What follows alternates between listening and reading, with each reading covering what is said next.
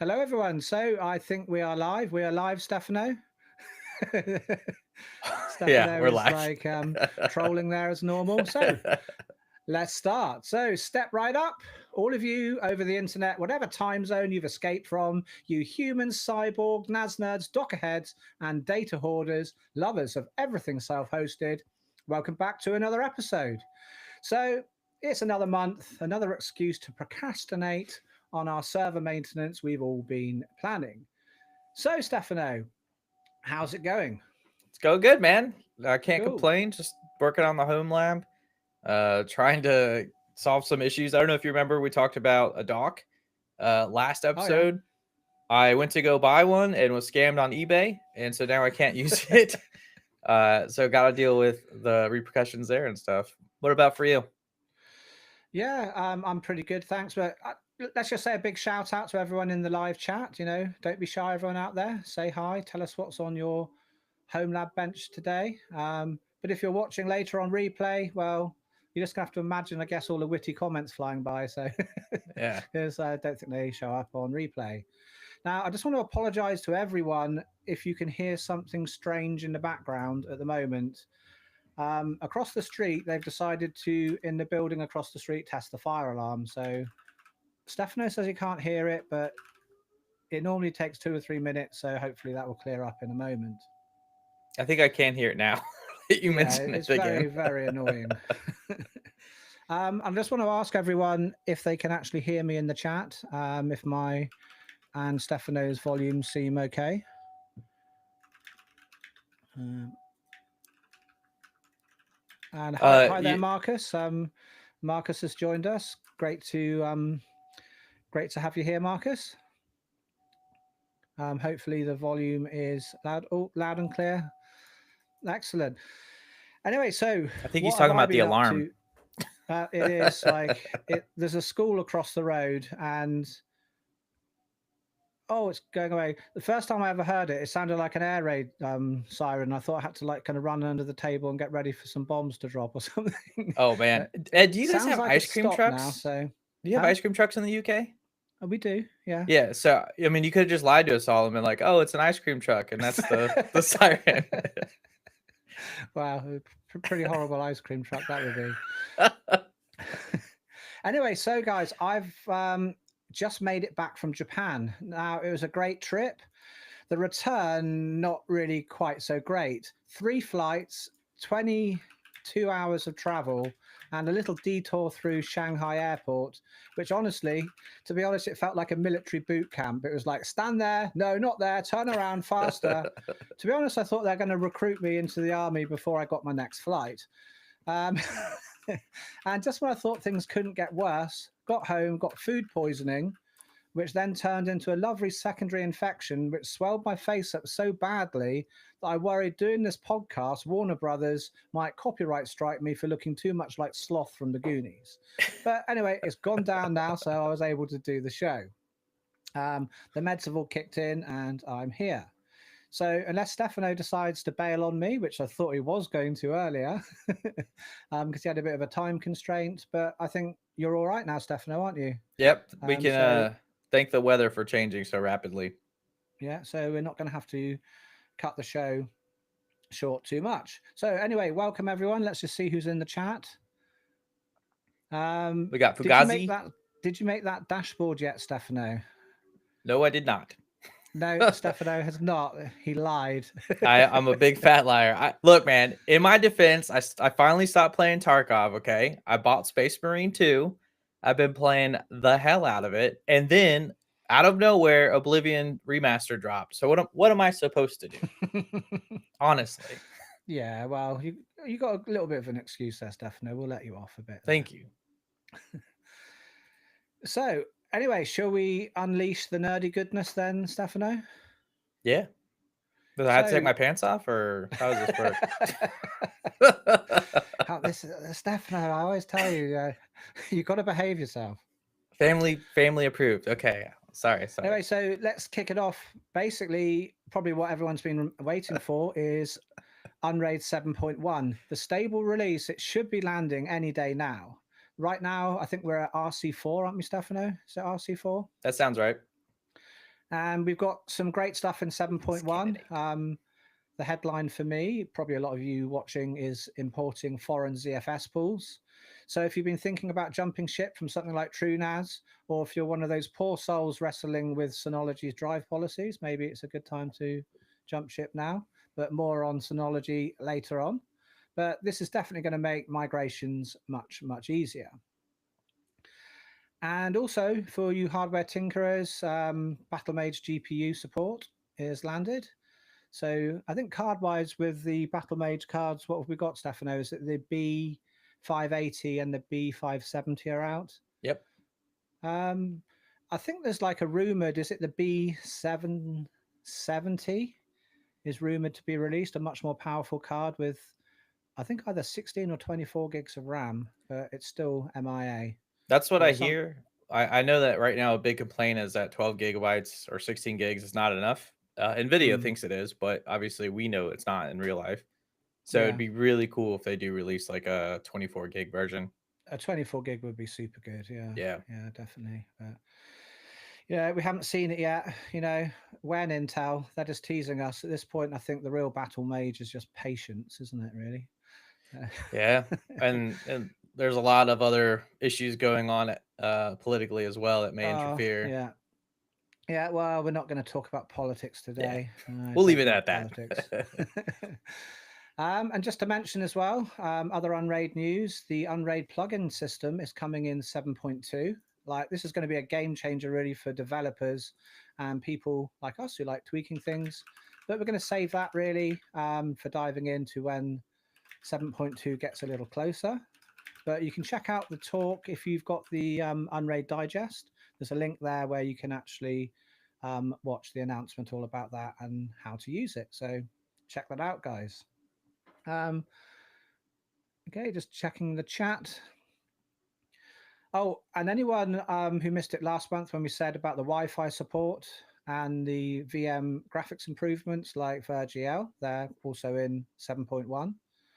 So I was wondering as well, anyone in the chat, anyone using Wi-Fi support at all? Let us know, and if you are, um, let us know what you're Why? using it for and Yeah, why. what? So, I mean, I could kind of make maybe like some inferences because a long, long, long, long time ago, back in like 2010, we when we were mining Bitcoin in the early days, we were using so much power with our miners, we actually couldn't keep one of our servers, our nodes, our Bitcoin nodes, plugged in anywhere on that side of the apartment because we were Hmm. overloading the circuits, right? So we actually had to move the server on the other side of the house with a Wi-Fi and then have it on a Wi-Fi adapter so that way it could still access the internet. But I don't know, like aside from like an extreme scenario like that, I'm not sure why anyone would use Wi-Fi for Yeah, their Unraid server I've actually been using Wi-Fi for my Unraid servers for testing sometimes. Yeah, or for real life. for testing really, Okay. because if you see behind me there, yeah, I've got that other desk behind me. Yeah. But all my network stuff is really on this side. I have got a little network switch underneath with a few wires, but it's such a hassle to plug wires in. Oh So yeah. I've got a little USB Wi-Fi adapter.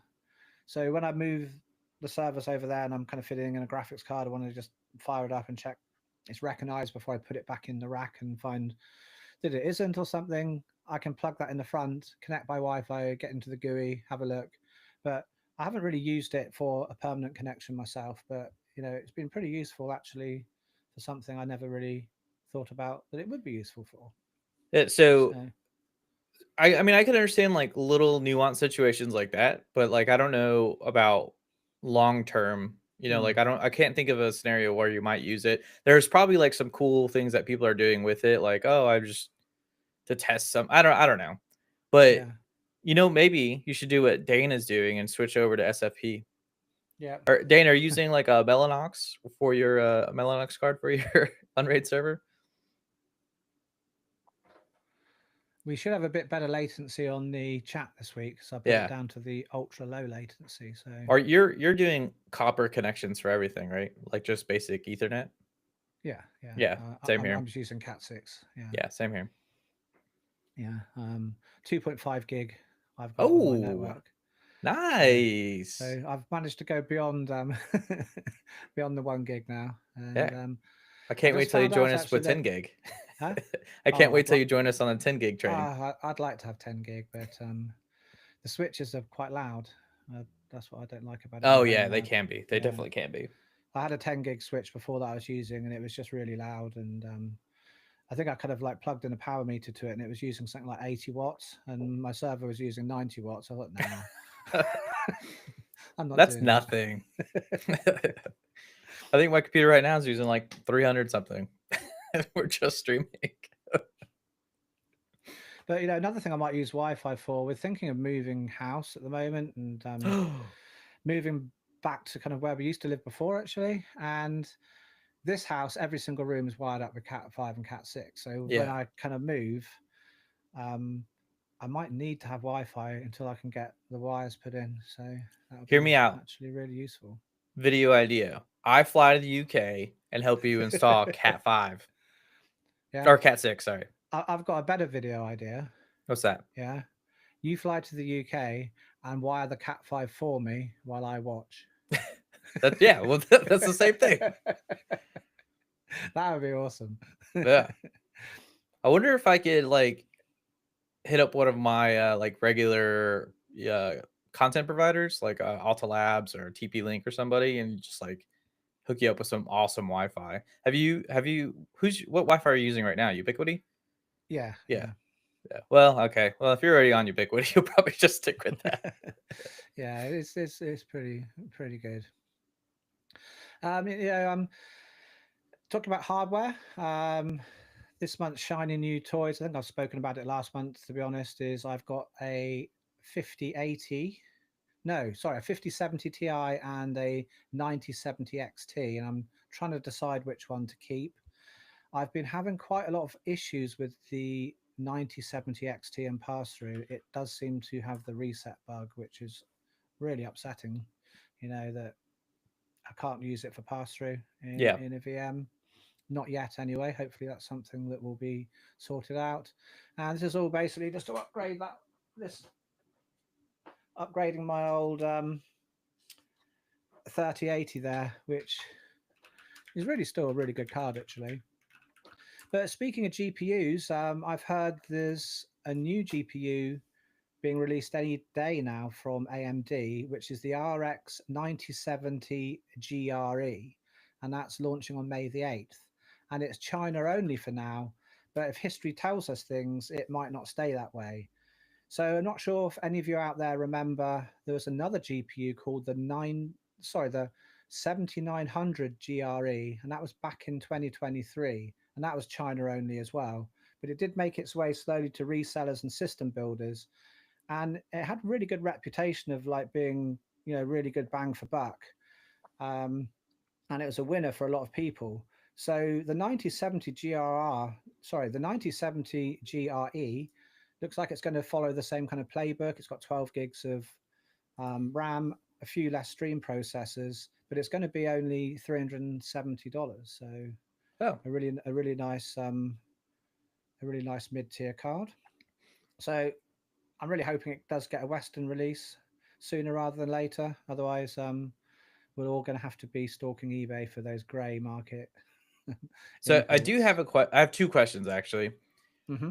One goes back to the previous topic about you moving. So, and Yeah. this is a big concern for me. So, if I come visit you, we have to be in walking distance of a pub because Oh the well. where you live now is great. Stefano, you're going to love it. Yeah. Yeah. Um, it's in a village and there's an old pub, and the In house is actually joined onto the old pub. It's like, so I can literally walk out my front door and then kind of go out the front gate and then yeah. go there. Then I'll be into the pub. All right. Let me know when you So move. I'll be there. it's even closer for you. Yeah, it is. It's perfect. It means we can stay later and everything. Yeah, it should be pretty cool. Okay. So yeah. The second question, and this is serious. Hmm. So I'm not too familiar with AMD graphics cards, Oh, and okay. I think the 970 GRE has fewer stream processors. Is It that the does, yeah. same thing as NVIDIA's encoding units? No, I think it's basically just more like the kind of like CUDA in NVIDIA, as far Oh, as I'm okay, aware. okay. Yeah, so it's Does that's that. do AMD graphics cards like have dedicated encoders or? Yeah, they do, I Okay. believe. Yeah, yeah. But of course, all of that's way too pedestrian for Mister Mister 4090 over there. Stefano's not stepping down to a mid-tier card unless it Nope. makes his morning coffee and mines Bitcoin while he's gaming. Yep. 100%. And you can't mine Bitcoin on graphics cards anymore, so highly Well, unlikely. you know. So anyway, you guys in the audience, I don't know if anyone's ever imported a GPU or you'd ever consider getting like the GRE model if the price is right. Drop it in the chat. Love hearing about your questionable eBay purchases. In this case, wouldn't it like make more sense if it's $379 for the 9070 GRE, right? It would make more sense to just get the Intel Battle Mage because it'd still be cheaper. And you'd still get 12 gigs of VRAM. Yeah, yeah. No, I think the Intel cards are pretty good mid-tier cards. Yeah. So I just Justice has just said I have an unrelated question to folder view 2 as it was not supported by Unraid 7. Has this changed now? Just check the App Store. Thanks for your comments. The folder view 2 is for Unraid 7 and above. I believe it was the original folder view that wasn't supported in 7. So this one I think came out on the 13th of April, so it's been out a couple of weeks. Another developer's picked it up and is continuing it. And for those of you who don't know what the folder view 2 is, your Docker containers, like say you've got Nextcloud all in one, for instance, which has, I don't know, kind of 5, 6, 7, 8 different containers. You can group them all and have one icon for it. So you can have like Nextcloud and then you can expand that. So it's just like a folder where you can put different Docker containers or VMs into. So you can have all of your media containers in one, all of your R's in another, or your downloaders in another. So people who have got pages and pages of containers on their Docker tab, you can actually kind of group them up and organize them a little bit. And you can choose your own icons for the groups and that kind of thing. So that's what that is for those of you guys who haven't seen that before. That's me. I haven't seen it before. Anyway, I want to talk about graphics cards, I'm afraid, Stefano, a bit Okay, more let's talk. because I like I say, I went to Japan recently, Yes. and when I was there, I went all around Japan, lots of different kind of cities.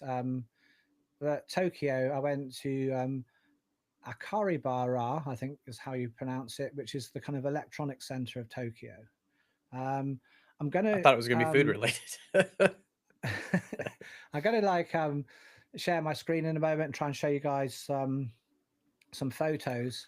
But they've got the most awesome computer stores there that are like 8 stories high, and just each floor has got kind of different things. Like one floor is just like motherboards, another one just like CPUs, another bit you can just buy like Apple products and cases, everything you can ever think of, just like every CPU you can think of, GPUs, all of them. Like, you know, I've been complaining for months about how hard it is to get hold of my 5070 Ti and the AMD card as well. Well, it's like a builder's paradise there. Every single card you can just see straight away. So I'm going to try and share my screen with you guys. I'm going to show you some photos of some things that I think are pretty cool. In fact, what I'm going to do, I'm going to show you something first. Yeah, that I think this is the most cool CPU cooler I think I've ever seen in my life.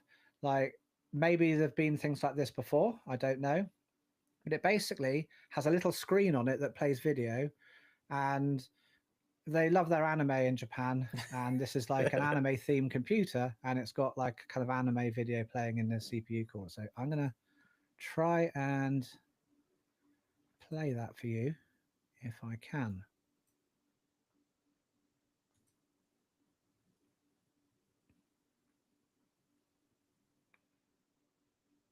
Excuse me, everyone, while I try and sort this.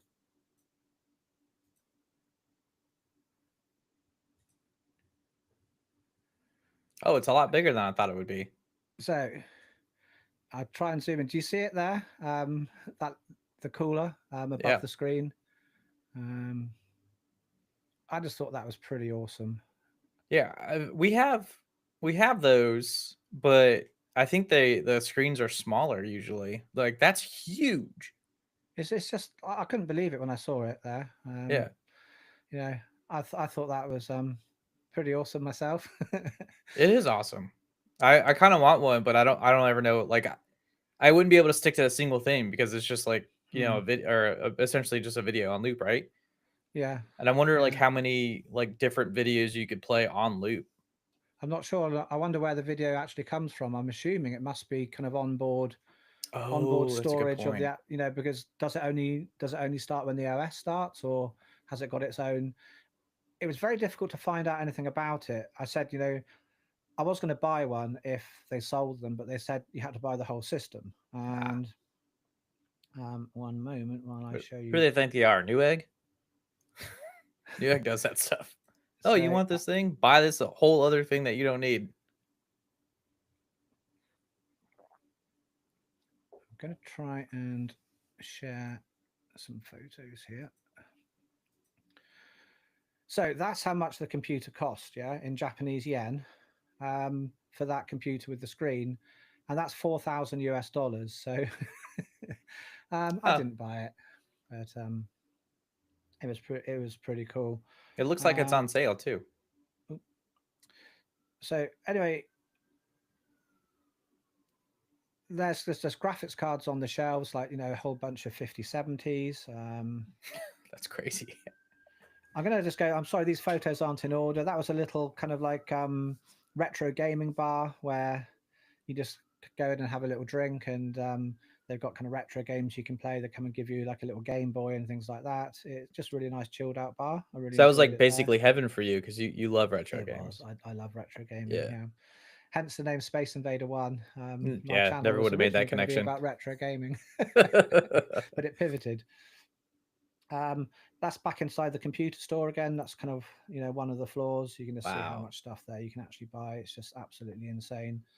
Um, Unfortunately, I didn't take very many photographs. Most of what I did was just video. I kind of wore like a GoPro on a lot of this. I've got a lot of video footage, but not so many still photos, unfortunately. Oh, there's like a car. Is that like a? I think Honestly, that's a Subaru BRZ maybe. yeah. I just come back from. You can go and do these. They have like a meetup, a car meetup at what's basically a service station in Japan, Hmm. on the motorway, and you just get literally probably hundreds of custom Japanese cars, and even other supercars as well. There was like Lamborghinis there, and custom trucks, and lots of GTRs, Nissan GTRs. Like I did well custom trucks. That's a first. I don't think I've because like in Asia like trucks are more like utility vehicles, right? So they don't actually Yeah, like in the United this was States like we a drive big them. kind of like US style truck, and the doors opened upwards, Oh and no it had lots of way! bling on the wheels and like lights, and it was really awesome. I gotta see that because like here in the U.S. People drive trucks as like more like a luxury vehicle, Yeah. and so it would be interesting to see them blinged out like that. Here's like kind of in some of they have like retro gaming shops where you can just buy all sorts of retro gaming stuff. Yeah, I've got a whole bunch of things that I've kind of bought when I was there. Nice. Um, How's your Japanese? Are you well oh, my versed in Japanese Japanese? is really bad. Just like my I English. kept trying to say thank you all the time, and it's like arigato grasima or something, and I would always kind of like say it, and I could see like the taxi drivers and stuff kind of like laugh a little bit, but Yeah. I think they did appreciate I did try. Yeah. But a lot of it was I was kind of like typing into chat gpt on the phone where I want to go and saying, please can you make that into Japanese, then I'd like show it to the taxi driver where I wanted to go. Yeah. That's pretty I'd say that's pretty common. Yeah, but chat gpt really let me down when I was away. Like a lot of times I would say, I'm here at the moment and I want to go here. Like, how far is it to the hotel? Oh, it's just like just a 4 minute walk, 4 or 5 minute walk. Okay, so it was my son and I that went. So I said to my son, I said, Jody, we'll walk here. It'll be okay. And ChatGPT totally lied, and it was like 40 minutes walk. Oh And wow. then I'd like tell ChatGPT off, say, excuse me, like it's taken 40 minutes. Oh, sorry about that. I said, but I asked you to double check. And he goes, yeah, I know you did ask me to double check, and I can understand why you've lost your trust in me when I do things. I think, oh, shut up, I don't want this apology. Just tell me how far it really is. It's only 2 points on a map. But yeah, anyway. Let me just show you a few more photos while I'm here for people who might like retro gaming. Yeah, there was just a whole bunch of things. I'm sorry I haven't got more photos to show you. Mario the Juggler? I've never heard of that. No, there are some very, very um, interesting kind of games that I've never ever heard of. There's your GPU, look, Stefano. Yeah. Um, Is that I'm like not sure how much that is. I, I don't know. It looks like those numbers are so large. I'm like, is that like $3,000 for a 4090?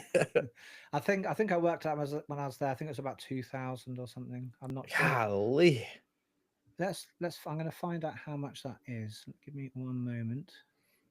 It's Type crazy in. seeing just the vast number of electronics available. Because like I remember at one point you could walk into Best Buy, the shelves were full of graphics cards, full of power supplies and computer cases and accessories, and now it's just like it looks like the stores have been robbed or ransacked Mm. for their goods. I mean, just everything's a mess. They have virtually no stock. They don't even bother locking the cages anymore because they have nothing to protect. It's just Mm. like, what happened to us? But this graphics card actually 2,600 US. Wow. So if you're a tourist, you do get the tax off, but that is pretty expensive. Um, there were a lot of different shops, and some were quite a lot more expensive than others. But this was a kind of touristy area that people go to. So I think some of them they kind of jack the prices up a little bit. I mean, Um, honestly, like you can't get a graphics card right now, so I would understand if you just happen to be in Japan for some reason. Like, you know what? It's here. It's available. I'm just gonna mm. get it. Like if I hadn't bought my other cards, I would have bought a card when I was there for sure. Oh But wow. Okay. Do you know? Is there like any sort of like import tariff? Like if you were to bring hardware with you back to the UK? um, probably officially, but you know, Well, I know you didn't, but I'm just curious because like when I came to visit you, I was worried about like yeah, I had all these electronics with me, and I was worried about them being like, "Hey, yeah. why are you importing this into the I country?" think I think if you bought like a $2,000 graphics card back into the UK, you really should go in. I've got something to declare Oh, okay, customs yeah. channel, and then they would charge you 20% VAT on that. So Oh, it would be quite a lot extra on the top. well, thankfully, all Um, the stuff I brought to your country was for work, and I brought it back. So, yeah. I tell you, I wanted to buy loads when I was there, yeah. but my wife had pre-packed both my son and I's suitcase before the trip. So let's say there was no wiggle room um, between his stuff and my stuff, and what the wife had packed in just in case. I think my suitcase was heavier than all of my servers put together. So I'd have had to buy another one, but Nice. but no trip would be complete without a bit of chaos. I Yep. visited an island near Hiroshima called, I'm going to probably pronounce this totally wrong, Maijarima Island. It's absolutely gorgeous, really beautiful place. You go on a little ferry to get to there. It's a very small island.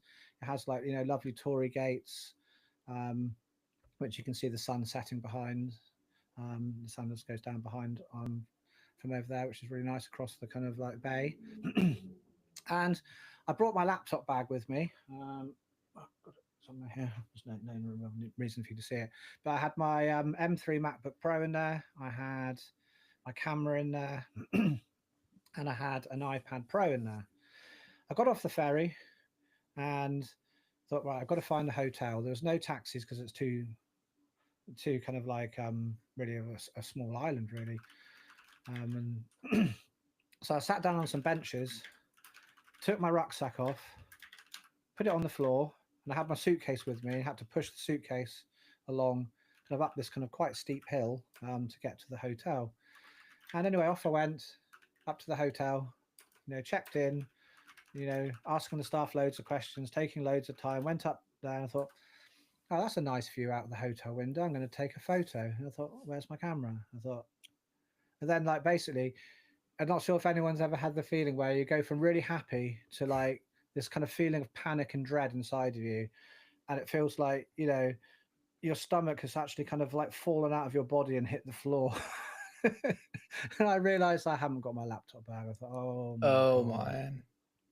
And I knew the insurance like wouldn't cover it. Like I think I checked my travel insurance before I left, and they only pay up to £500 per article. So obviously a MacBook Pro is worth a lot more than that. Yeah. So I was thinking this is going to be really disastrous. So anyway, I said to my son, let's just walk back and trace the steps back. And I got back to the bench where I was about an hour later, and the bag hadn't been touched. It was there. People just walking past, absolutely, Yeah. just there's so lack of crime. It was absolutely amazing. I was just, My understanding is that because the South Korea is similar in a lot of ways to Japan in the sense that like, the countries aren't as diversified like population wise. Like here in the United States, we're a melting pot, right? And so you tend to have less crime because of that. I don't know how true that is, but that's like one of the primary reasons that like you could just leave it. Like how many times do you see someone just leave their phone at their table and then go to the bathroom or whatever? yeah, That would never yeah, happen in the United States no. ever. If I'd left my bag in Bristol, just on the street for 5 minutes, well, I'd worry about putting it down next to me Yeah. and not looking at it, Yeah. that it might not be there when I turn around, But yeah, that was something about Japan absolutely awesome. That is awesome. The culture there, I loved it. The people were so friendly. It was very, very, very nice. How did your son like being in Japan? He loved it. Yeah. Yeah. He loves the car culture, and he's quite into cars. So that was kind of his favorite bit, I think, when we went to the car thing. But yeah, he really enjoyed going there. He deliberated for ages about in the computer shop what mouse he should buy. There's probably a lot of options. There's a lot of options, and then like when you're kind of young, $10 makes a difference between which one you choose. Yeah. Yeah. So he's going, can we go back to the other shop? And I just want to see how much it was there. So Yeah. we had to go to about 3 different shops until we found the one he wanted that was at the cheapest price of all of them. How long were you guys there for? Like a whole week? 12 days, I think. 12 days? 10, is it 12 days? I think 12 days, but a day each side was traveling. So Oh, 10 okay. full days over there. So, I just wondered, anyone else ever had a tech travel nightmare? Let us know. Broken hardware mid-trip, left gear behind. So let us know. Um, anyway, moving on to kind of AI stuff. I guess you could call DLSS 4 AI. Yeah, Stefano? I think technically, or at least the technology was AI Mm, trained or something to the yeah. matter, to the effect. So I believe DL excuse me, DLSS4 is rolling out in more and more games now. Yeah, and then you can, and with NVIDIA, you can also override DLS on some older games, so you can use DLSS4 technology, which is really nice. Oh wow, really? Yeah. So the game doesn't actually have to support it natively. Not technically, no. There you can still run into some issues, especially with whatever the anti-cheat software, like anti-cheat softwares might detect that, Mm, and you could get blocked and stuff, so it's not like the perfect thing. um I think we're really hoping that NVIDIA kind of figures out a way to allow that technology to work with older games, and also where anti-cheat won't detect it and block you or ban you from the game. yeah. Do you use it yourself, Stefano? Is it something you've tried out on your machine, or um I guess you're 4090. You could probably brute force Minecraft at 16K resolution anyway, couldn't you? Yeah, most games I just brute force them. I am actually not really a fan of DLSS because, and this isn't about DLSS 4. This is my previous experience. I haven't tried it yet, so things could have changed. But I would get like headaches when DLSS was enabled because Oh, really?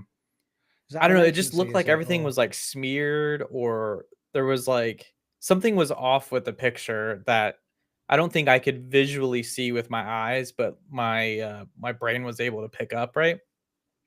And so I've always turned DLSS off because for mm, me it's almost as bad as a motion blur. Like I also motion blur also makes me feel uncomfortable, yes? and so I've never used it.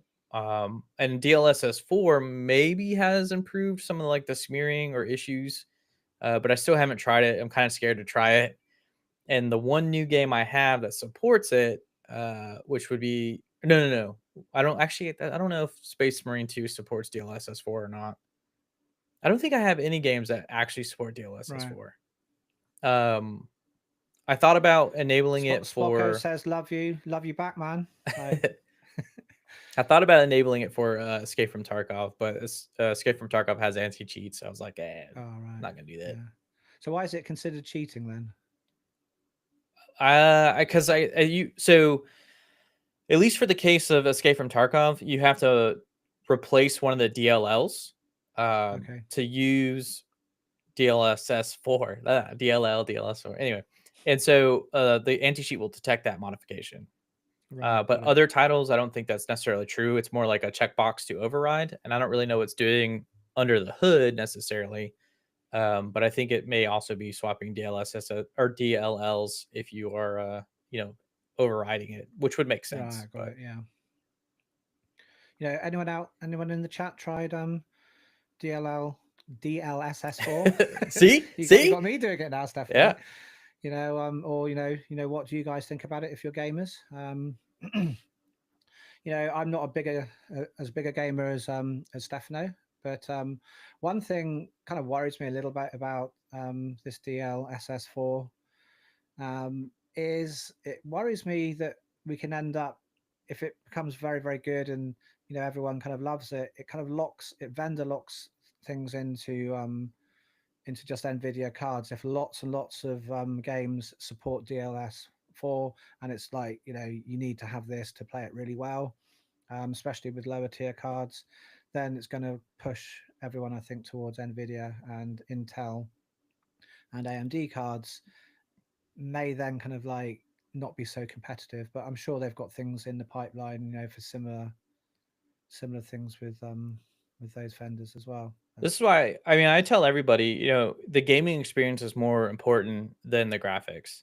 And Oh yeah. so you should turn the graphic settings down before you use DLSS Mm, technology or things like that, because a lot of the times, like going from medium to high, the differences are so minuscule that you would have to be actively looking for it to mm, detect them. Minus, of course, shadows and things like ray tracing and lighting. But generally speaking, the difference between medium and high is almost yeah. undetectable unless you're looking for it. And when you're actually playing the game, Mm, you're probably enjoying the experience too much to not even notice those little differences. But, and then even changing to low, like a lot of like good games, the world that they build, and the gaming experience that they provide, you won't even notice graphics issues mm, because you'll be too busy just having fun with the game. yeah. And having great graphics does not make a game good No. at all. Well, it's like a movie, isn't it? Like lots of my friends, they're obsessed with movies, and it's got to be 4K. It's got to be kind of like the best ever sound. It's got to be the best ever this. And I Yeah. turn around and say, I'd rather watch a good movie in 1080p than a really bad movie at like a kind of 3D cinema or something. Do you know Yeah. what I mean? On the best screen ever, I don't like because it's the game or the story that is the most important thing exactly. when it I'm comes the to same exact entertainment. way. Like I have a media library, and a lot of my stuff is just plain old 1080p. Hmm. There is some 4K content, but it's not like ultra HD, lossless encoding or whatever. It's like, if it's a good movie, I'm gonna enjoy it no matter what. Because like growing up in the '90s, we had tons of movies that were filmed on digitally and on film. And so like you just grew up with like a really good mix of things that were like really grainy or had that like kind of like look to it, and it was fine. Sometimes the grain is quite nice. Like a lot of people, I agree. I think they remastered, what was it, Aliens recently. I think they've remastered Aliens quite a few times, Yeah, and a lot of people prefer the unremastered ones, because I think the colors, they kind of slightly changed the colors in the remastered version, and it kind that of makes didn't sense. look quite the same. And I think I some like of I like the the film grain grain was too taken out. because It can it give it. adds like a bit of like I don't know, to me it kind of like adds a bit to the immersion effect. Yeah. And when it's like super crystal clear and just like everything's perfect, it all just looks superficial and fake. So, which is weird to say. Uh-oh, did you lose power? Did I lose power? What happened? Is the stream still going? Oh no.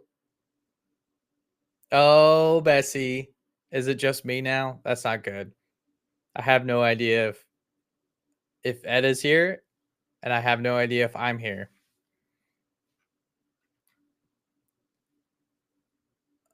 All right, looks like I am going to be carrying the show. I'm pretty sure I'm still live. Yep, I'm still live. So, anyway, like I don't know about you guys, but I still really like that film grain or like the old or like what not older movies, but like classic movies would have. Even the imperfections in the film or even in the digital recordings like added a lot to the show or to the movie in my opinion. And when it's like too real, it almost takes away from that like immersion that or that sense that I get of like connecting with the movie and stuff. So I haven't seen the new Alien remasters because I have the original ones and I still watch those to this day. I have no desire, I guess, to get like more fidelity out of those movies because I think they were filmed really good. I do like seeing the extra content that they typically add in with like remasters or director's cuts and stuff like that. But I'll just look that stuff up on YouTube because I don't think it's going to change the film enough for me to want to get like a higher quality version. Um, so anyway, so I guess we'll move on to talking about the Synology hard drive controversy.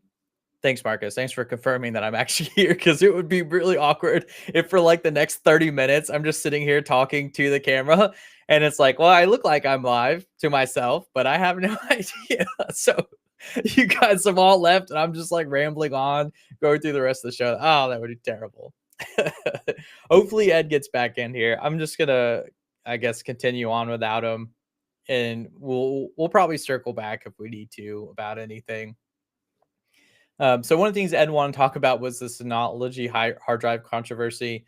Obviously, this is a big deal for everyone because no one likes having to buy specific parts for their hardware, right? And in this day and age, like it's 2025, right?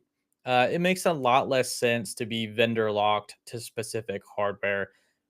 Like Dell has done this for a long time where like if you buy an Intel SFP plus NIC for your Unraid server and you didn't buy it from Dell, he did anger the DLSS gods. That's revenge. See, this is why you don't say anything bad. Um, if it's, you'd have to buy their vendor or Dell's version, so that way your fan speed wouldn't ramp to 100%. But what's the difference between an Intel X540 that you bought from Intel or a third party vendor and Dell's? Literally nothing. They're exactly the same except for whatever little firmware thing they may have done. And that's just ridiculous. But from a business side, I almost understand where Synology is coming from because they're trying to maybe not break, but better support the enterprise and to guarantee certain features or guarantee like, hey, when you buy a Synology product and you buy our drives, we guarantee that these features are going to work. We guarantee that these things are going to Hello, happen. Welcome back, Stefano. Can Ed. you hear me? Yes, Oh, sir. that was strange. I could see and hear you all of the time. You were still in my Riverside. Yeah. You were still there. That was very, very strange. I don't know what happened then. So I went out the studio and came back in, and then you could hear me. So I was kind of laughing along to to what you were saying, and anyway, I'm glad to be back. Sorry about that, Yeah, I everyone. think Spoko was The right. I joys think of you being just made live. the DLSS gods angry with your I know. AMD and Intel talk. I'm very sorry, DLSS gods. I promise to behave myself. Please don't cut me off again. I won't say anything bad. But thank you very much, Stefano, for um, taking hold of the slack whilst I stepped out there. No worries. So what are we talking about then, Stefano? Synology? Yeah, we're dunking on Synology. Right. Good old vendor lock-in. And the Yeah. thing is as well, I wouldn't mind it so much if they made their own drives. But Yeah. they don't. They just No. stick a label on someone else's drive and say you've got to use this. So to Yeah. me, now Everybody does this. Dell, HP, everybody. Yeah. It's just really bad. This is my own opinion, and not the opinion of Lime Technology, but I just think it's a cash grab, in my opinion. Nothing else. It doesn't benefit the consumer at all. I really don't like it how it seems more and more nowadays you can buy a product, you pay full price for the product, but you only kind of almost get renters' rights. So it's like buying a house, but you're not allowed to do anything with the house like you're renting a property. That's how it feels to me. You're not really owning it. If I buy something, I can do what I want with it. And so that's why I love Unraid, because I can use whatever hard drives I want, whatever CPU I want. And I guess that's why a lot of us, we like to build our own servers, so we're not locked in with hardware vendors. But I was playing devil's advocate while you were away and saying like how this could make sense from a business perspective. Well, yeah, because they make more money, Stefano. Well, they obviously are going to make more money, but I kind of imagine, the Dells of the world, if you're offering tier 1 support, like on-site support for your products, you want to be able to guarantee like, hey, this stuff, if you buy this brand, this specific brand from us, all the features will work, the warranty will work, things like that. You're almost like kind of I'm going to stop you there. okay. Right. What car do you drive? Tesla. Okay, so I'm not sure how Tesla's brakes work, but okay, let's say you drive a Ford. Okay. Yeah. You threw me a bit there by saying Tesla. What are brakes? Would you be happy if you could only buy Ford brake pads? No, of course not. I don't agree with it. What's the difference, really? I mean, yeah, I don't know. And it's like HP as well. They had a printer. I can't remember, which one it was, but if you didn't have any ink in the printer and you had to buy HP ink, you weren't able to scan. Yep. So the scanning feature, come on, man, what's Look, Ed, first, okay, only boomers buy printers and use printers to this day. That's problem number one. Yeah, problem number two is my mom. Most of her life problems of my mom revolve around her printer. So yeah, I think in high school I was like, this was like 2006 era. I was like, I am never gonna buy a printer for the rest of my life, and that has basically worked out extremely well for me my entire life. If I had to use a printer, I would just pay like the 5 cents or 10 cents to print whatever I needed to, because it was far easier to let someone else have those problems than me. Yeah, but I find it useful just for printing shipping labels, to be honest. Like, yeah, I totally get it. I'm there. I hear you, but it's just not worth the trouble. I guess now, like, we have Brother. Do you have a Brother printer? Mine is, I think, Epson I've got at the moment. Epson. I did have a Brother that broke down. I think Epson's probably like a decent brand, but like there was a point there for a good strong minute where you had Canon, HP, and like one other brand. Mine's Canon, actually. It is Canon. It's Canon Epson. Epson. Yeah. Yeah, and then you basically didn't have a choice, and all the vendors are doing the same thing, right? But no. So anyway, to go back to Synology, I completely agree from our perspective. I think we're right. But from their perspective, it probably still makes sense to do this. And obviously, they can charge a bunch of money like Dell does. Because have you tried buying a hard drive from Dell, like with their servers? They're like hundreds of like a 1 terabyte hard drive is like $200 in 2025. Why? Oh, because it's Dell branded and you have to use their hard drives on their servers. It's like, okay. Yeah, it's pretty crazy. Yeah, they have a lot of other hardware as well that's locked in, don't they? As well, like Oh yeah, everything. you I know, mean, graphics cards, like additional network adapters. you often see CPUs like for sale on eBay. Like I'll kind of be looking for kind of Threadripper CPUs and stuff like that. Then I think, oh, that's quite cheap. And then you notice it says it's only for a Dell something because the CPU is actually vendor locked. Yeah, that's what And AIM. I've almost kind of bought something before by mistake and thinking, oh, not reading the advert clearly Yeah, enough. that's I don't like that Oh, either. oh That wow, they Spocko vendor has a lock Canon CPUs. Pixma from 2002 and it works. Wow, that's pretty. Dude, old printers are 23-year-old legit. printer. Yeah, that's Yeah, like awesome. anything basically before maybe about 2000. I think that the trend started about 2004. So anything basically before then is still like god tier as far as printing goes. Anything after that, man, there's no way. I refuse. I will never ever buy another printer again. They've lost absolutely 100% of my potential buying market. How about a 3D printer? Do you have a 3D printer stuff? I do not. No. Uh, Is that ever the something that's tempted you?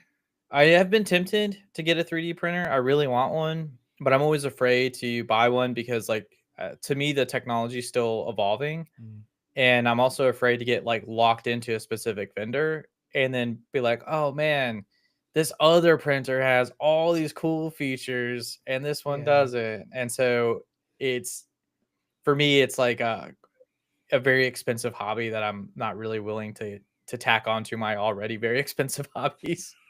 So yeah, I don't know if I'll ever get into 3D printing, honestly.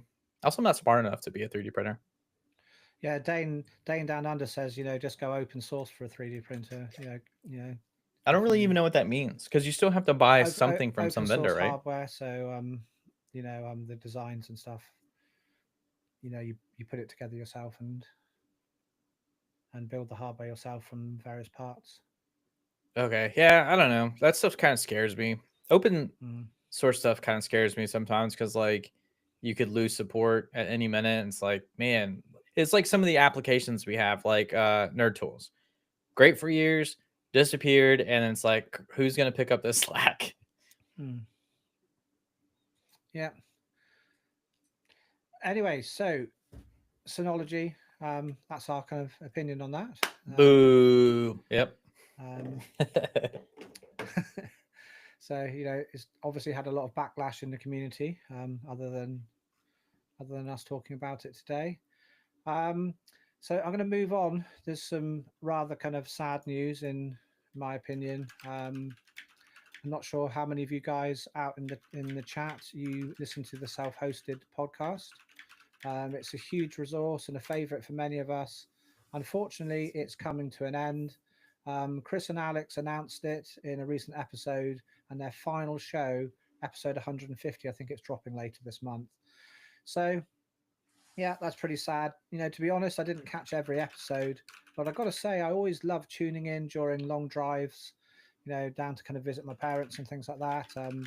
Great conversations, lots of practical tips, and they really help grow the home lab and self-hosting community, in my opinion.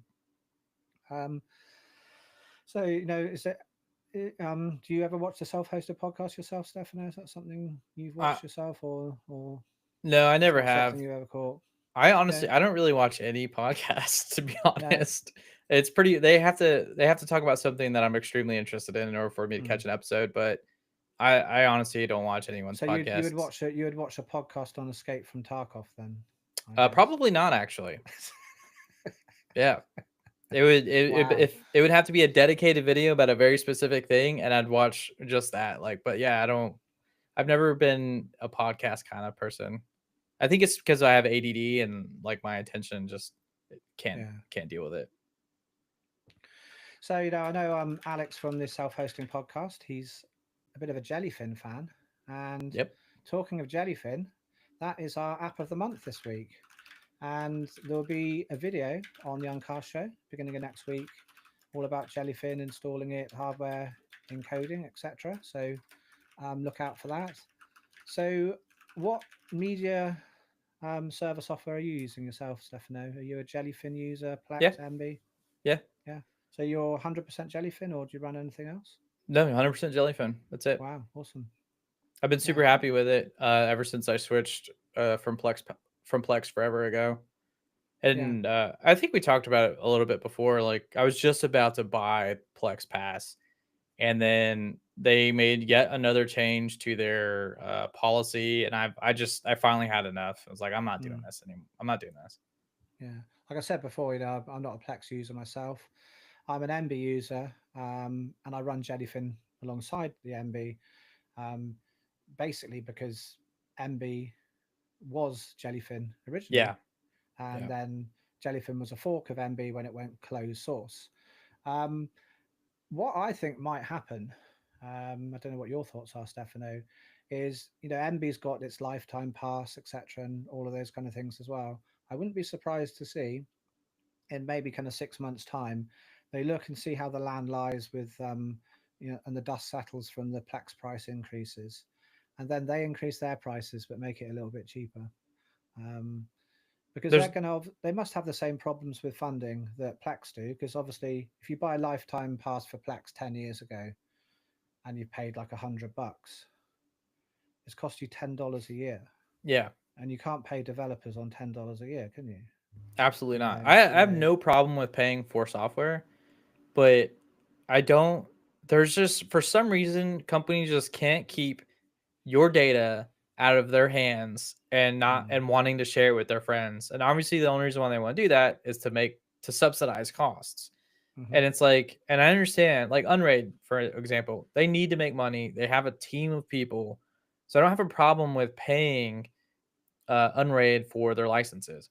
But I tell you what, the day Unraid is like, oh, we're gonna start looking at whatever how you're using our operating system and using that for to help us develop software, and we might share it with your friends, but you don't know. That is the mm, day I will drop Unraid in a heartbeat. I yeah. promise you that. Yeah, like so, I lost trust with Plex Same. when I found out they were, not that I was a user, but when I found out they were saying, "Hey, Your friend watched this. so and so watched this last Yeah. night," and then you read their terms and conditions, and it says, "We don't know what you're watching at all." Thinking, okay, Yeah, imagine something's wrong like somewhere. Unraid's like, "Hey Ed, Stefano installed this container. You should check it out too." And I'll be like, "Goodbye." Hey, Stefano installed Escape from Tarkov container. They actually do have some containers, by the way, but careful, Ed. That's a whole nother topic for discussion.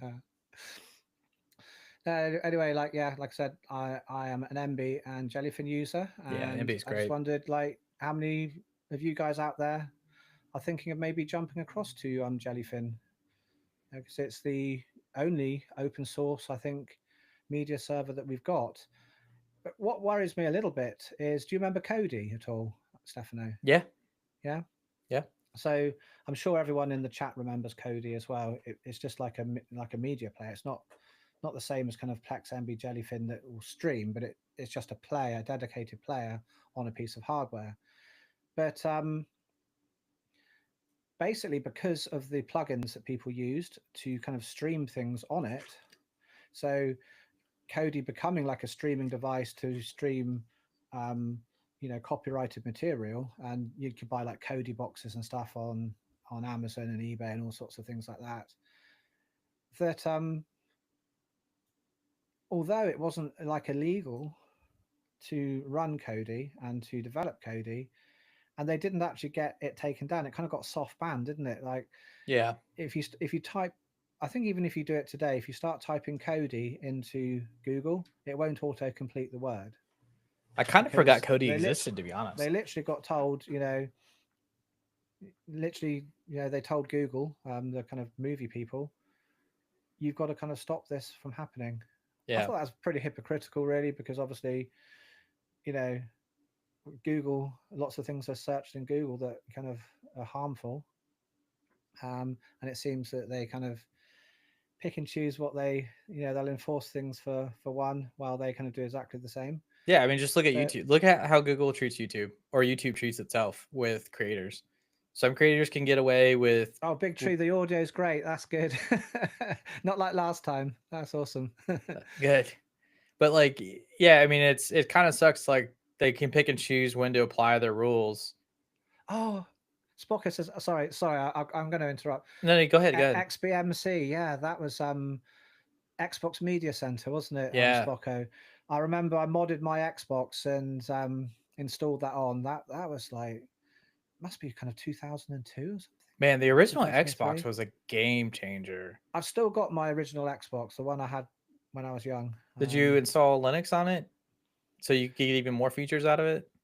I didn't, to be honest. No, Oh man, I modded it and put a hard drive in yeah, for certain reasons. Um, yeah, yeah, but it was great, you know. Yeah, that was Kodi originally. Then I think they changed the name about 2014. I think they dropped the name and then changed it to Kodi to be not kind of like associated with Xbox. I'm not sure if they were kind of made to drop the name because it was too yeah. similar I to don't know. Xbox, I or maybe just usually, because it went cross-platform. I don't know. yeah, I don't know either. I can't speak to any of that. Normally, with like, the only reason why I stuck with Plex for so long is because I like to see what the competitors are doing and the direction they're going. Hmm. and and so I personally I feel like I stuck with Plex for way too long and should have joined the Jellyfin train sooner. But now I always get worried because it's like, Plex became popular, they started charging money, and then they started becoming more and more like a business. And then, now they've gotten to the point where nobody will trust them anymore. So we're all Hmm. leaving and we're going to Jellyfin or wherever. And it's like, how long until Jellyfin follows the same model? And it's just like, Well, what I worry about, why I kind of like went off on my tangent about Kodi, is that's what I worry about Jellyfin. yeah, Is are they going to get soft banned? You know, when you're when you're a company and you've got kind of like, you know, I'm sure Plex has got its lawyers and all kind of things like that. You know, even though Plex is used, you know, by some users to stream things they don't own, I think it's going to be very much harder to kind of like, you know, tackle kind of Plex and say, you know you can't sell this software than it would be something like Jellyfin. Um, and just the fact seeing what happened to Kodi, I would hate to see that happen to Jellyfin. yeah. I don't And know. I don't think Jellyfin has like an official Apple TV app either. So, I think it does. Yeah, it does now. I'm pretty sure it does. oh, did they just add it? I'm still using some like I'm pretty sure it does. Yeah. I'm using somebody else's Jellyfin uh app. I'm looking up right now because I'm like, oh yeah, finally.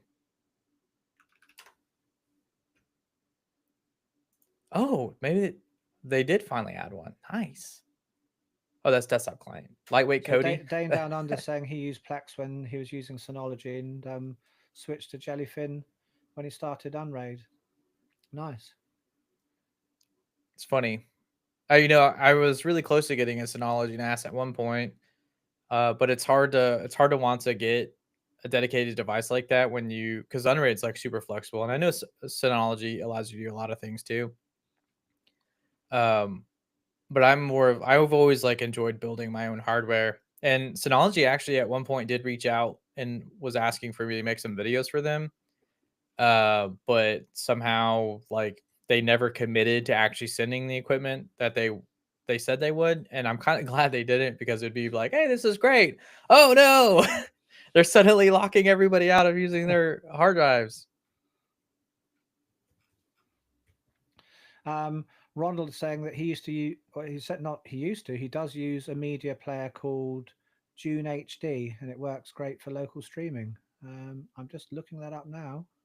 I haven't heard of Dune HD. I used Mm, to when I first started streaming media to myself. I just had a laptop next to my TV and then just like the whole folder view of my media library and would just use VLC to play it. So depending on how the future goes, I might just go back to VLC streaming to be honest. yeah. In fact, sometimes I still do use VLC. Um, I've come to play things sometimes, and I think some things that have either Dolby Vision or HDR. Sometimes I'm not sure if you've ever seen it, and the picture looks kind of green. Have you ever played a file and it looks kind of green? It has all weird colors. Um, that Well, might be yeah, if me if when my device doesn't support HDR or something, yeah. when I was an MB. on MB. I think, I don't think I haven't seen it happen for a long time now.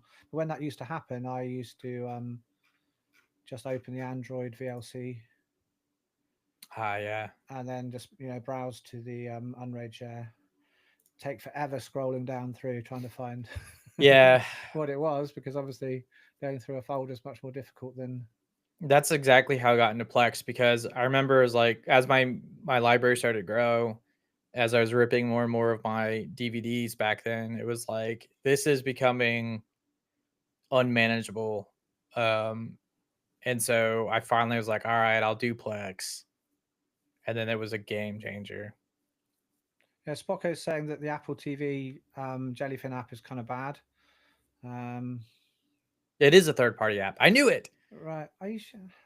I'm pretty I'm sure it gonna. is. I want to double check this because I'm sure. I think only Um, on Apple TV. I think it's a third party app.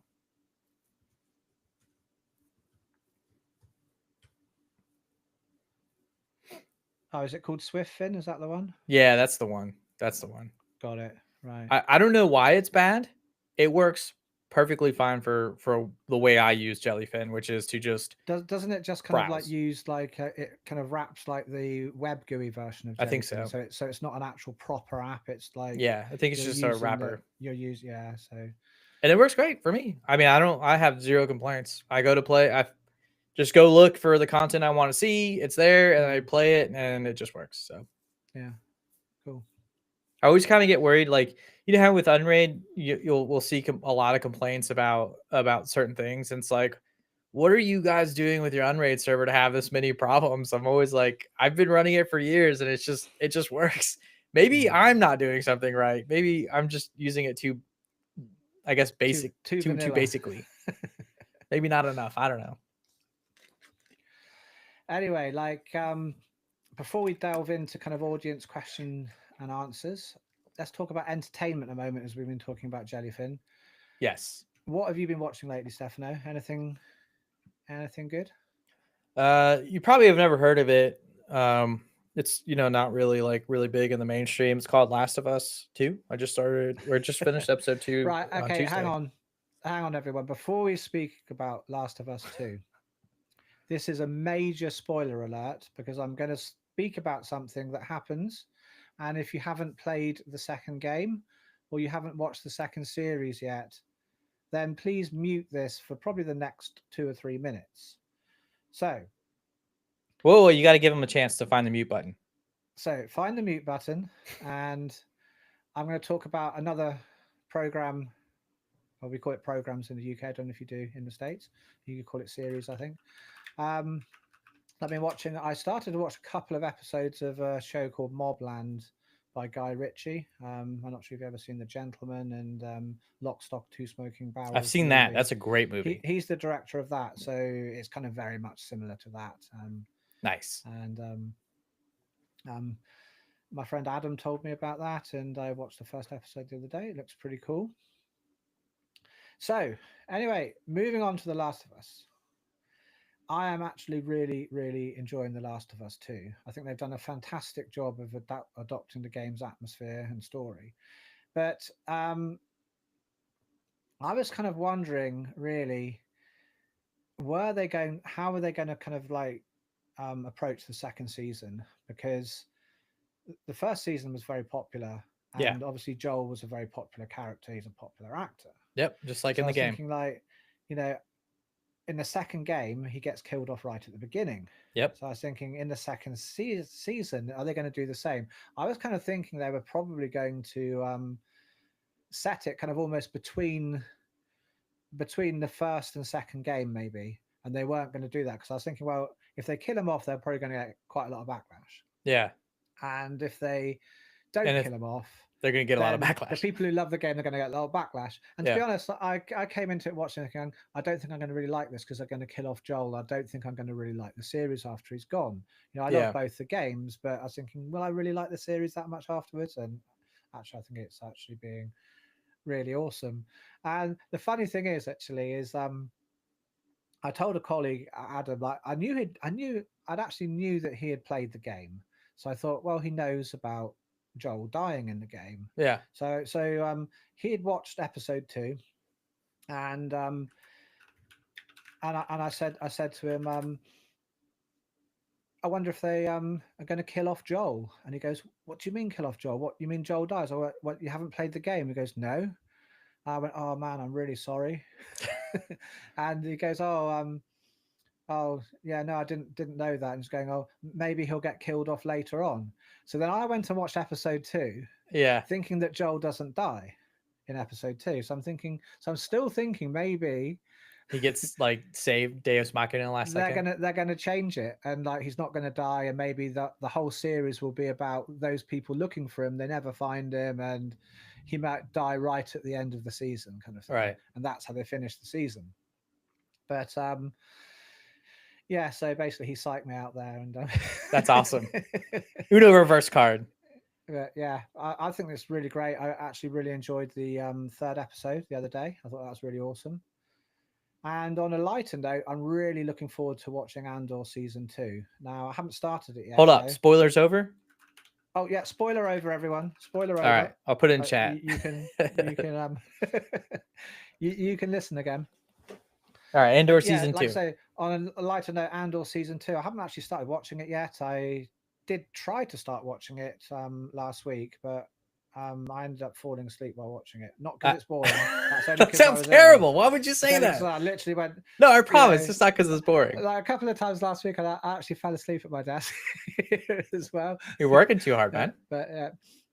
Yeah. More important question: did you watch Revenge of the Sith, episode 3, in theaters? It's out in theaters. What? Yes. No. Maybe not in the UK. How come I don't know about this? Because you're not a Star Wars fan, man. Stefano, you've seen my office room. Don't you ever say that again. I see a moon, and I don't even know. I don't see anything Star Wars related back there, buddy. Well, even just behind me, you can see the Death Star there. That's no moon. That's what you were supposed to say. I set you up for that. I missed that joke. Let's see. Episode 3 re-release. Is it in the UK? I don't know. It's out here, and you can go watch Revenge of the Sith. It came out April 25th. Yeah. Yep. Cool. It says international territories, but it doesn't specifically say anywhere. You should look into it. You can, dude. Yeah. Oh, you get to rewatch the Anakin and Obi-Wan. Is that right? Obi-Wan Kenobi? Yeah, that's right. Fight again in the lava scene. The epic music. So when did you go and see it? When it came out, when I was a kid. Oh no, recently again. Oh no, I haven't seen it. I haven't seen it recently. No. I want to go watch it because I didn't know it was out until this morning, and I was like, how is this not marketed? Yeah. So have you watched any of Andor season 2 yourself yet, or? I have not. I've kind of. You're gonna hate me for this. I've kind of fallen out of love with Star Wars. Oh yeah, but Andor's just so good. It's. I know, like really I just the way that episode 7, 8, and 9 were handled, and just this like back and forth of like who is Star Wars for, like it's really just pushed me further and further away, and I hate to say it, Ed, but I just don't care anymore. Like that's where I'm at. They could release Rogue One, or I don't know. I don't know. I don't think I'm gonna watch Andor 2. And honestly, like I really want to go see Revenge of the Sith.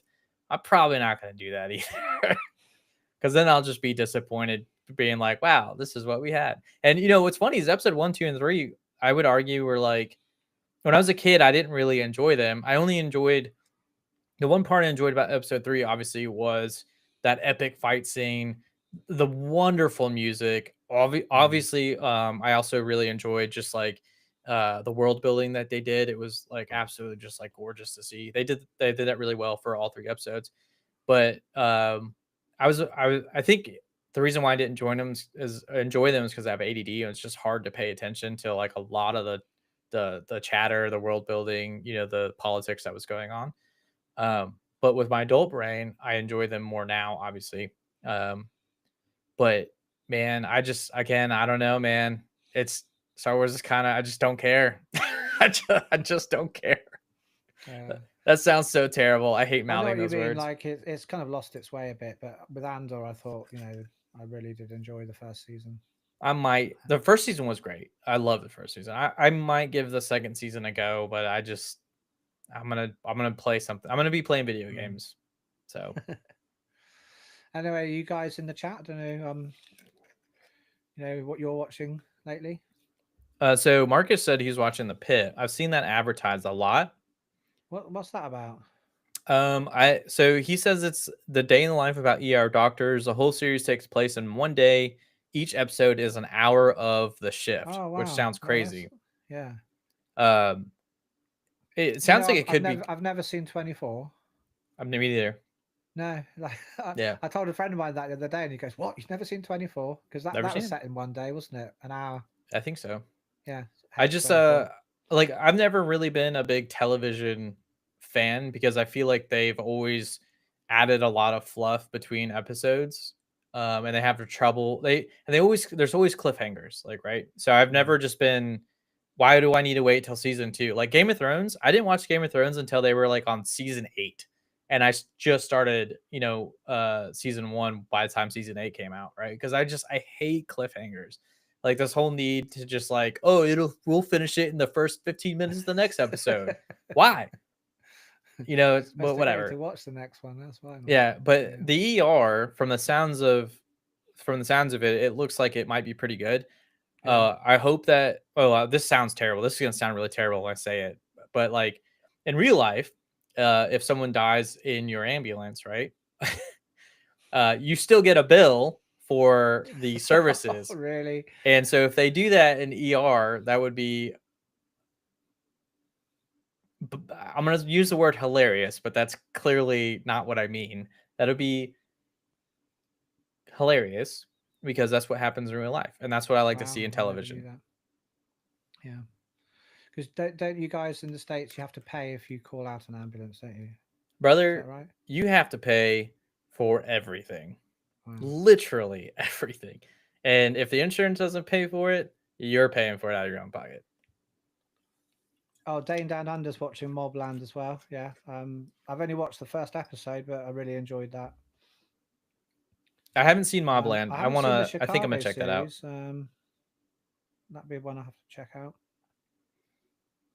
Justice saying the same. The Pit's on Amazon, isn't it? Is that true? Or is that HBO? Anyone know? Don't know. Who knows? Who knows these things? Google will know. Oh yeah. Yeah. I have 2 computer screens, 3 keyboards in front of me. You think I could just Google it? I've been doing that with everything else we've been talking about, so it's like the Pit and Mobland. I think I'm gonna check out Mobland because I really liked Two Smoking, or I'm sorry, Two Lockstock. Smoking You should as watch a The Gentleman as well. If the you like Gentleman. Lockstock, watch The Gentleman. It's really good. It's kind of like a series, like very. Guy Ritchie stuff's quite similar. A lot of it. I haven't heard about this either. This came out in 2019.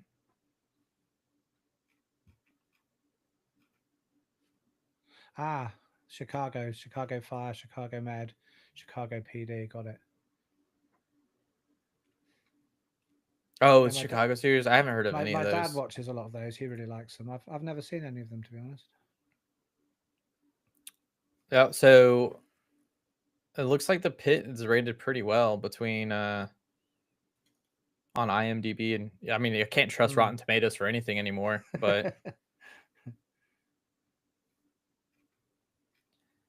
so Rotten Tomatoes is hilarious to me. I can't share my screen, but if you The were to Pit's look up, available on Max, by the way, in the US. okay, Max, yeah, I've got Max. We get it through our bundled with our phone service.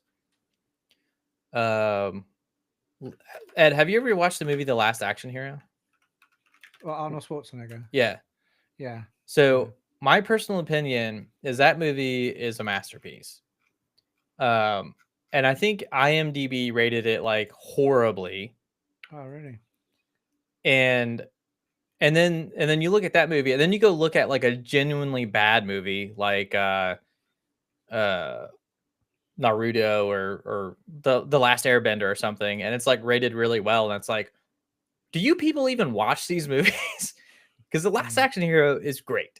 Yeah, it's really good. Oh, Spocko is saying here he's watching, rewatching the Star Trek series in order. Awesome. Starting Next Generation.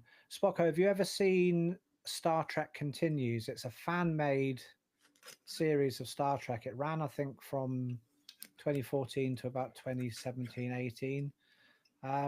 It's really, really awesome. I watched it when I traveled to Japan on the plane and stuff. I just downloaded a whole load onto my computer to watch on the plane, and it's really, really awesome. It's kind of set on the original Enterprise and just pretty much has, like, Spock, Kirk, obviously with different actors, but it's really, really well done and some great stories. I'd highly recommend checking that out if you can. I really wish when I was a kid I watched Star Trek, um, because I feel like I really missed out on what all the Star Trek enjoyers enjoy about Star Trek. Hmm. And now I feel like I'm so far detached, so far removed from Star Trek that I won't be able to get into it. And unfortunately, I would have to take my medication to watch it just because, like, if there's too much talking, I'm just like So we were talking about Last of Us episode 3. I couldn't watch episode 3. I couldn't watch it because it was Oh, just really? um my brain just I just couldn't focus. I mean, Right. it That was must be shot really well. difficult. What? That must be really difficult. Yeah, yeah. And I also don't like being on my Adderall because then I hyper focus on stuff and it doesn't actually really allow me to enjoy the content. So Right. Anyway, I think, like, let's start wrapping things up and open the floor to a bit of question and answer time about anything from the audience. If you guys got anything you want to ask either Stefano and I, please put it in the chat.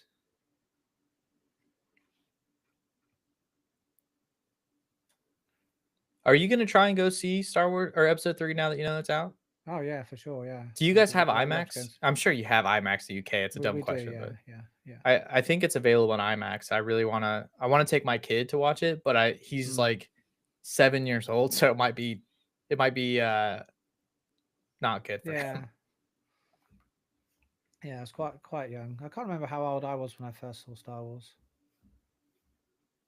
Yeah, you'll really enjoy it, Spocko. It's absolutely awesome. Like, you will thank me in the next podcast for telling you about it. I thoroughly enjoyed it. All right, here we go. From Dane Down Under. I'll let you talk this one. Oh, any chance of getting a guide on Home Assistant out the box and Nginx?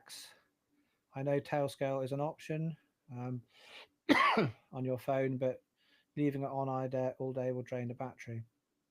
So basically, reverse proxying Home Assistant in a box. Yeah, that's something I can definitely do. It's actually pretty easy to do. You just have to, in one of the config files in Home Assistant, pretty much tell it um, what domain is accepted to come through. Then you just reverse proxy it to um, the IP address of the VM and the port, and it works really, really easily. That's what I used to do for years. Oh, Spoko, Spocko said he hated Star Trek when he was a kid, yeah. and didn't like sci-fi until he was in his 30s. Wow.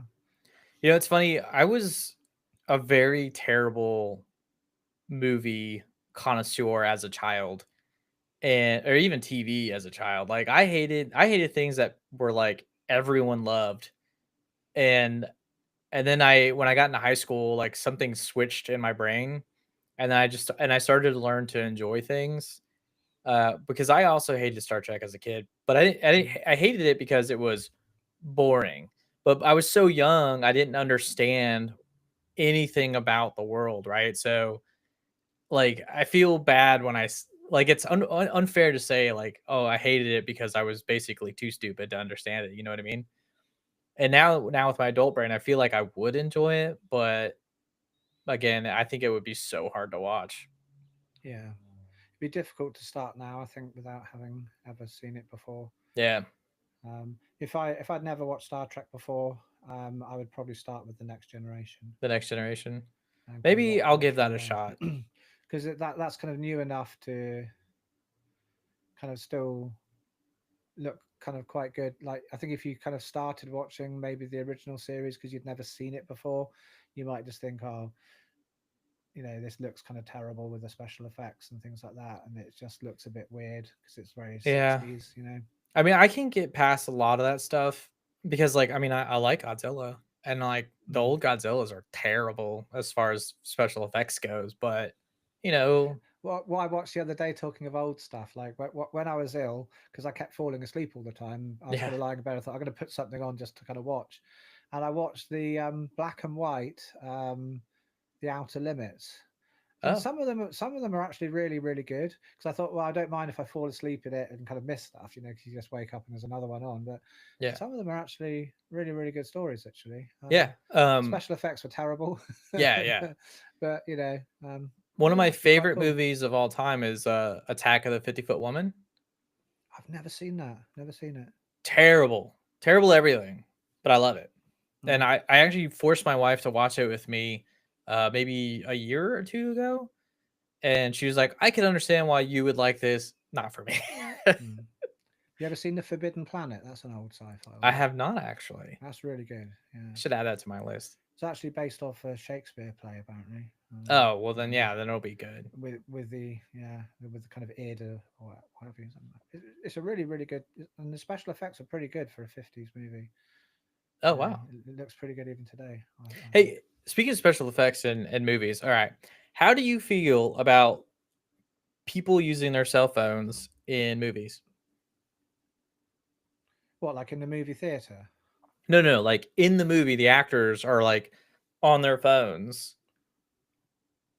Like, do you feel like being on a cell phone, like characters being on a cell phone, detracts or adds to the movie at all? I don't think either way. You'd It say you're depends. It pretty depends. neutral. It depends if the story requires it. So. Well, that's true. That's actually a good point. So for I guess for me, obviously that I think your point's really good, but like generically speaking, there's something about seeing cell phones in movies that makes me less interested in the movie. And it's Right. really hard to say why exactly that is. Hmm. It's kind of weird. But I think Maybe Hollywood, you just don't like seeing people on cell phones generally. I mean, I So don't know, I'm on my cell phone all the time. Well, this whole time we've been in this podcast, or I guess like I've been on my phone. Um oh, here you go. Marcus says he's a Star Trek Voyager fan. I love Voyager as well, Marcus. Next Generation and Voyager, two really great series. One Star Trek I've never seen, and I've never seen Deep Space Nine. And a friend of mine keeps saying I need to watch it. I think I've watched Deep Space Nine a few times, like the first 5 episodes, and then not watched it for years, and then thought, okay, I've forgotten the first five, so I've keep watching the first five lots and lots of times. And now if I went back and watched it again, I'd have to start from the beginning again. So Did you ever watch Star Wars the Clone Wars animated series? some of it, yeah, not. I didn't get through all of it, to be honest. Yeah, I didn't watch any of it for years, and then they released the last episode like a couple years ago, a few years ago, Mm. and I was like, I'm gonna try and sit down and watch this. And the first season, I couldn't even get through it, so I stopped. I just gave up on it. And I was reading about it on Reddit, and somebody was like, just start watching from season 4. It'll still be tough, but it gets better and better. And holy cow, that is probably some of the best Star Wars I've ever seen in my life. My camera likes to follow me around. AI, Anyway, man. I'm going to just change the subject a little bit Yeah. from stuff. Are you a Home Assistant user, Stefano? No, I'm not. You never tried it. No, I don't. So I have like a couple of smart things, but Hmm. I don't I don't like smart things, if that makes Oh, sense. okay. I do, but my problem with smart things is the technology is rapidly changing. The standards are changing, and like we can't just pick one. And also, I'm too lazy to program all of my different smart things to work with Home Assistant. Like I just honestly, Ed, I just want to buy a thing that recognizes my things and it just works, and that just doesn't exist. Like I'm too lazy to just figure it out. Right. Yeah. I thought, yeah, I'm surprised to hear that. I thought you were going to say, yeah, I've got like, loads of automation set up and Nope. My yeah. I have an IQ panel for my camera's doing it again. I have an IQ panel. It died like a couple years ago and I haven't replaced it. Mm, And it was great because it actually integrated with my smart things and it just worked. But I can't replace it with the same thing because it doesn't exist anymore. And I'm afraid to buy a new one because I feel like it won't support my old environment. And I don't, and there's everything's so expensive. So I'm just like, you know what? I'll just get my lazy tail end off the couch and turn the light off or whatever. I'm like the worst person to ask about smart things. yeah. Oh, um, must say I'm quite surprised for Yeah. And a techie also person. You haven't tried it. everything is really expensive too. So like, you know, Oh, it's not, not at all. I totally disagree. well, okay. Maybe it's not the stuff I've looked at. Like, Yeah. $30 for a light switch is like no. $30 for a light bulb, no, Mm. no, thank you. And yeah, I have a kid that I can make get up off the couch and go do the things. So, go change the channel over there, young man, and turn the light off while you're over there. That's Yeah, my I best remember. Well, grandpa my voice sister impression. still doesn't forgive me for this. Like I used to, we had like a color TV and it just had like four buttons. Yeah. Um, 'Cause we only had four channels in the UK, and I would always tell her, I'd let her have a go on a bit on like, the video, the console or something, if she kind of will do like a favor for me. So I'd say, right, she had to sit in front of the TV because we didn't have our TV didn't have a remote. My parents wouldn't buy a new TV. This one was like fine. They always said, even though new tech came out. So I just get my sister to sit in front of the TV, and I'd go one, three, two, and she'd have to turn it over. Oh, And then nice. she always brings this up every Christmas, and she goes, then I'd ask for a go on like Mario or something, and you'd just turn around and say no, sorry. Another time. So yeah, she never forgave me for that. But Yeah, I'm like weird about smart things. Like I'm anti smart things. Like even so we went to go buy a washer and dryer and everything it was like, "Oh, it's got Bixby and you can mm. connect it to your Wi-Fi and all this stuff." I'm No, like, I would never connect like a washing machine "Yeah." or And I'm a like, "Why?" dishwasher to. It's just no point. And it's weird because I understand, like as a consumer, I understand why, oh man, I forgot to turn the dryer on before I left my house. Let me just do it from my phone. That convenience is great. Don't get me wrong. But I just don't understand. Just leave it in the dryer. If you have to Mm. rewash it or whatever, then so be it. Like it's not. Why are you going to spend extra money and have the extra headache? Because the day that you need it to work, there's going to be a connection issue and it's not going to work. Just Yeah. give me a dumb dryer and washer, please. And there's one Like more thing that's going to break too. what I like using a lot of Home Assistant things for is kind of maybe more kind of like weird things, I would say. So I like to kind of like set things up so if someone comes to the front door and the camera sees like movement there, it can like flash the light in my office red, because then Yeah. I know that, and then I have it through certain hours to do that, and I Yeah. know So it's like an if you have a An package or Amazon something, right? delivery. Um, like I think you've seen my stairs when you came around to visit. That's got the kind of glass on the stairs, Yeah. and like what Home Assistant does is when it's after midnight, it changes that to red. So there's LEDs and that, and different times of the night, it's a different color. So I can know what time it is without having to kind of look at a clock. I know it's either kind of before midnight, after midnight, or kind of after 10 Yeah. or before 10, kind of things like that. And once what I used to do as well is when I was re-encoding all of my re-encoding a lot of my um, movies into H.265, and I was using various different computers in the house to do that. with TDAR is I've got like solar in the house, and so that is linked into Home Assistant. And so what it would do is if the solar was kind of generating like too much and my house batteries were full, it would turn on one of the servers with a GPU on, and then it could do its transcoding. And so it's Wow. using the surplus electricity. Yeah. Like, so all that stuff is like So I didn't have fascinating. to kind of like pay to do it because of electricity being expensive here. Yeah. But Like, don't that's get me kind of the wrong. things I like. I love automation. All that stuff is really cool. Like what you just said, that's fascinating. Like genuinely fascinating. But I guess I'm just like something's wrong with me mentally. I'm like, it takes 2 seconds to just for me to do it. You know what I mean? Like I don't know. Yeah, I know what you mean. Like, a lot of people when they use things like Alexa and stuff, go, Alexa, turn on the light. I think I would never use things like that. I just No, don't like absolutely it. not. I'd rather, so Home Assistant makes a lot more sense than using like Alexa or Siri or literally other products. Like I'm there. Like I fully support Home Assistant. I think it's a great product. Everything I've ever seen anyone do with it is amazing. Like I love it. But there's just something fundamentally wrong with me, and I don't know what it No, is. there's nothing wrong with you, man. It's just not. It's not for you, is it?